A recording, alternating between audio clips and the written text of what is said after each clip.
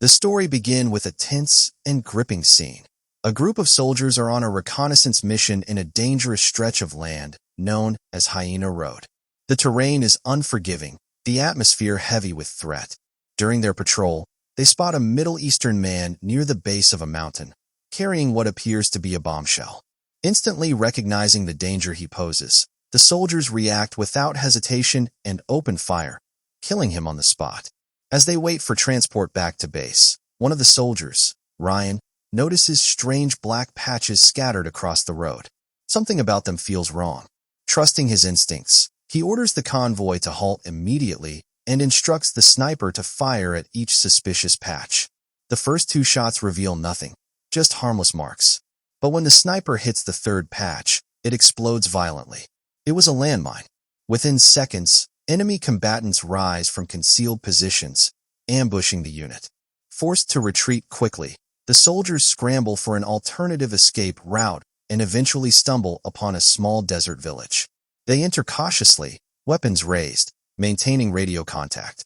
As they sweep the area for threats, they encounter an elderly man with a striking and unsettling appearance, one blue eye and one brown. Calmly and almost casually, the elder tosses aside a grenade. Ryan reports the strange encounter back to base. Captain Pete asks him to confirm the detail about the mismatched eyes, and Ryan does so without hesitation. The elder gestures for the soldiers to enter his home.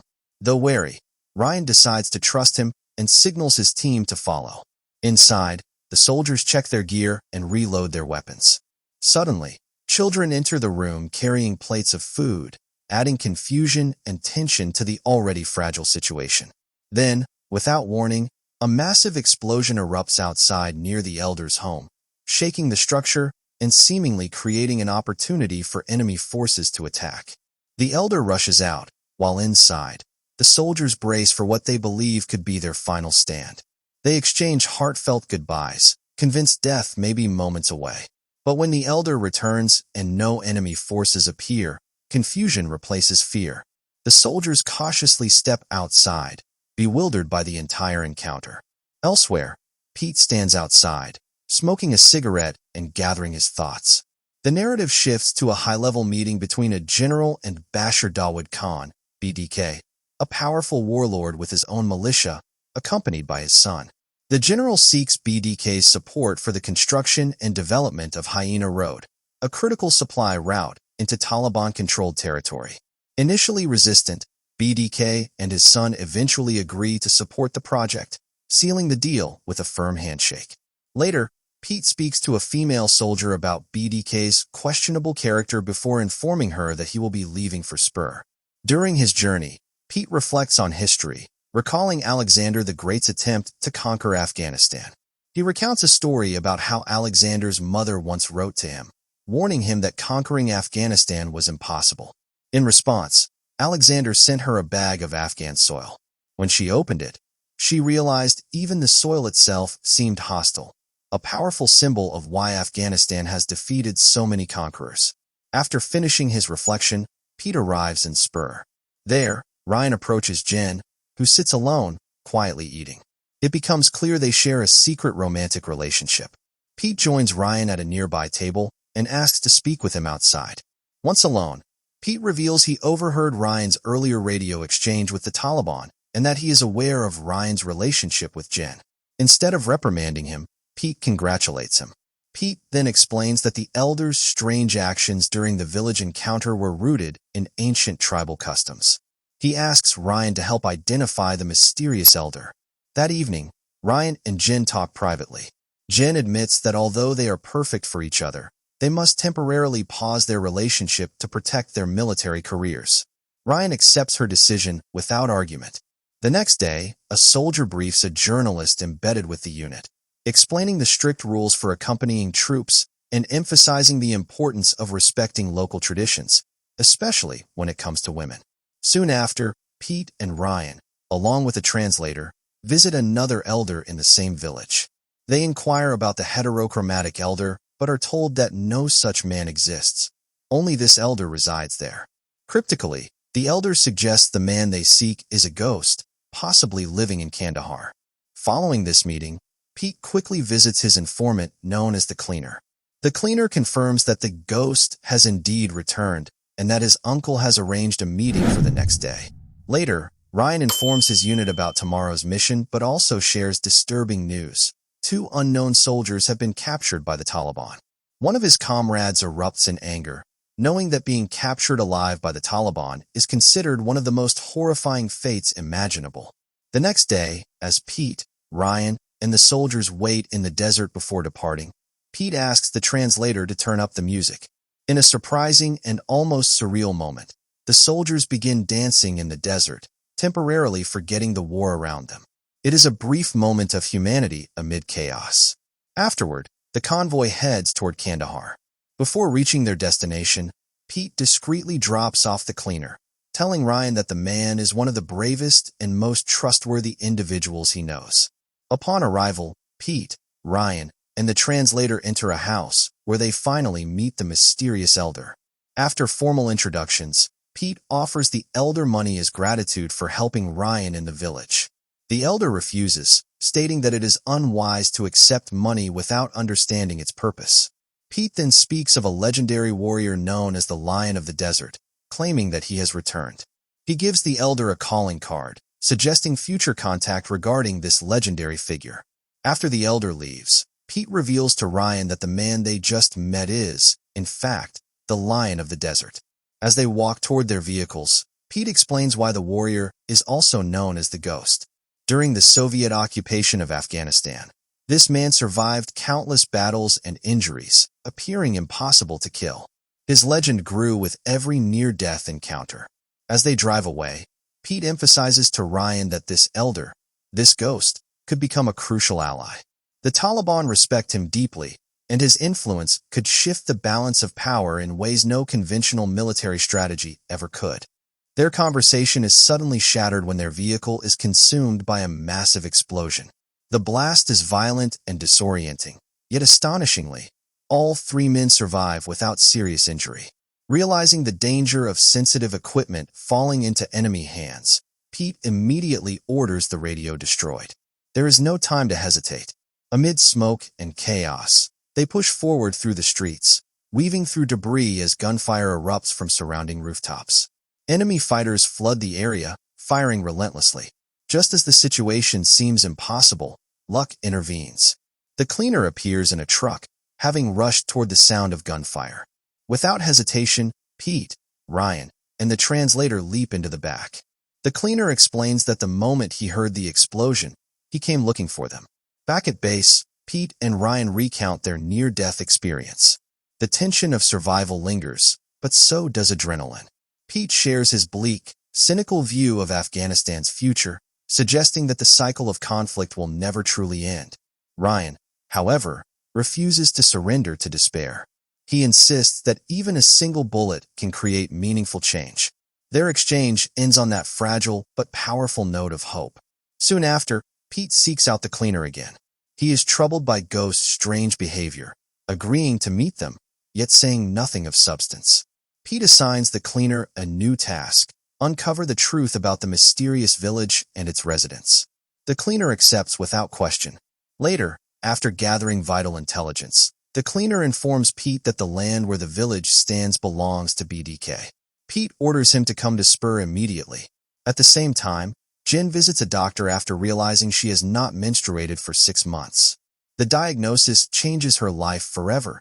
She is pregnant. Shortly thereafter, the Cleaner arrives and Spur. Pete, Ryan, and the Cleaner discuss what BDK's ownership of the village truly means. Pete explains that BDK leases land to struggling farmers who often cannot repay their debts. Among them is Ghost's son, now drowning in obligations he cannot fulfill. Everything becomes clearer. Ghost has returned not for politics, but for family honor. Ryan informs Pete that snipers are already positioned throughout the region to monitor activity. The focus shifts to Ryan's men preparing their weapons and equipment before dawn. At first light, they move into the mountains, taking elevated positions overlooking the village. They wait, watching. For a time, nothing happens. Then BDK's convoy arrives at the village gates. In a swift and brutal move, his men abduct Ghost's granddaughters. From the mountains, The sniper urgently requests permission to engage the kidnappers. Pete orders restraint. No visible weapons, no gunfire. They must hold position. The sniper struggles with the moral weight of the decision, torn between duty and conscience. In the end, he lowers his rifle, frustrated and hollow. Back at base, Ryan storms out of the communications room, anger burning beneath the surface. Jen follows closely, urging him to respect the chain of command and the rules of engagement. Ryan refuses to listen. He wants answers from Pete. Outside, Pete confronts Ryan. He explains the harsh reality. The girls may be sold to cover BDK's financial demands. But intervention now would jeopardize everything. BDK is a strategic asset. Their mission requires patience. They meet again with the cleaner, who reveals that Ghost is preparing to act according to ancient tribal law. Vengeance will be demanded. Pete then explains the deep history between Ghost and BDK. Years ago, they fought side by side against Soviet forces. Now they stand on opposite sides of power. Pete believes BDK must die. However, it cannot look like political assassination. It must appear as a personal act of revenge. Only Ghost can carry it out without destabilizing the broader mission. Pete informs Ryan that they will arrange a meeting with Ghost at a secure location. Meanwhile, Ghost receives a phone call that fills him with a mixture of grief and fury. Elsewhere, BDK's son leaves a barber shop and is suddenly seized by unknown assailants. He is taken directly to Ghost. Not long after, BDK receives a chilling phone call of his own. The narrative shifts to Ryan visiting Jen in her room. She shows him the ultrasound image of their unborn child. Overwhelmed, Ryan calls it the most beautiful thing he has ever seen. Jen hesitates, then asks if he truly wants to become a father. Ryan answers without doubt, yes. Tears fill Jen's eyes. She had feared he might retreat from responsibility. Instead, he embraces it. At the same time, Pete meets with the general. He lays out BDK's hidden connections to the Taliban and explains that the slow construction of Hyena Road benefits BDK financially. Chaos serves his interests. Pete proposes aligning with Ghost instead. The general agrees, his distrust of BDK already deep. Later, Pete and the cleaner meet Ghost in a secure safe house. Simultaneously, Ryan briefs his men on the layout of that very safe house. They review protocols in case a confrontation erupts between Ghost and BDK. Inside the safe house, Pete addresses the kidnapping of Ghost's granddaughters. As a gesture of respect, he offers Ghost money and invites him to attend the official opening ceremony of Hyena Road. Ghost humbly claims he is nothing more than a grape farmer, unworthy of such an event. Pete insists. When Ghost asks who else will attend, Pete informs him that BDK will be there. A subtle shift crosses Ghost's face. He reflects on knowing BDK since childhood, on years of shared history and betrayal. After a moment, he accepts the invitation. It would be an honor, he says. That night, Ryan meets Jen in a secluded place. With raw honesty, he tells her that if they survive what lies ahead, he wants to marry her. Jen happily accepts. They kiss with intensity and longing, knowing how fragile their future is. Before parting, Jen urges him to stay safe. Ryan promises he will. The following day, the general's convoy travels toward the opening ceremony. High above, Ryan and his men once again take positions in the mountains. From there, they have clear sight lines to both the safe house and the ceremony grounds. Their vantage point allows them to monitor any move BDK might make. After a tense period of waiting, they finally see it. BDK's convoy moving down the road toward the ceremony. To their shock, instead of proceeding to the ceremony, BDK's convoy unexpectedly diverts toward the safe house. Sensing imminent danger, Pete swiftly contacts a specialized department, requesting assistance to intercept communications in the area. The goal is to listen in on BDK's conversation before it's too late. Although their initial attempt proves unsuccessful, the department finally manages to hack into BDK's phone. As BDK arrives at the designated location, Ghost emerges to confront him directly. With a translator present, Pete and the others listen intently to the tense and emotionally charged exchange. Ghost accuses BDK, once his student, of showing him disrespect. BDK responds coldly, citing that Ghost's son has failed to pay rent for the land. Ghost hands over the money and demands the return of his granddaughters. BDK counters with a chilling demand for his own son. In a shocking and brutal turn of events, Ghost delivers only BDK's son's head. Overcome with grief and rage, BDK raises his weapon to fire at Ghost. Ryan, recognizing the immediate threat, prepares to retaliate. Despite Pete's urgent pleas for restraint, Ryan fires a single, lethal shot, instantly killing BDK. As they descend from their vantage point, Pete chastises Ryan for ignoring orders, asserting that by acting hastily, Ryan has deprived Ghost of an opportunity for an honorable resolution. The group then moves toward the village in hopes of regrouping, only to be ambushed by numerous enemy combatants. "Come from? How far away are the birds?" one soldier calls. "To break contact 66, be advised me," another responds. Trapped in a house and surrounded, the soldiers realize that this may very well be their final stand. In a desperate measure, Ryan calls in an artillery strike on their position. Jen's voice rises in panic, imploring him to reconsider, but Ryan remains resolute. Amid the chaos, he confides in Ghost that he is about to become a father and offers a heartfelt apology to Jen. Moments later, the artillery strike descends upon their position, devastating everything in its path and claiming the lives of all those inside. The narrative then transitions to a subsequent scene where soldiers raid a house brimming with children and successfully rescue Ghost's granddaughters. The story closes with a somber funeral ceremony for the fallen soldiers, attended by Pete, Jen, and the general. Ghost's son is shown standing by a grave with his daughters, mourning the profound loss he has endured. With that, the story concludes. If you love this tale, don't forget to like, share, and comment. For more gripping war and action stories, subscribe to the channel. Thanks.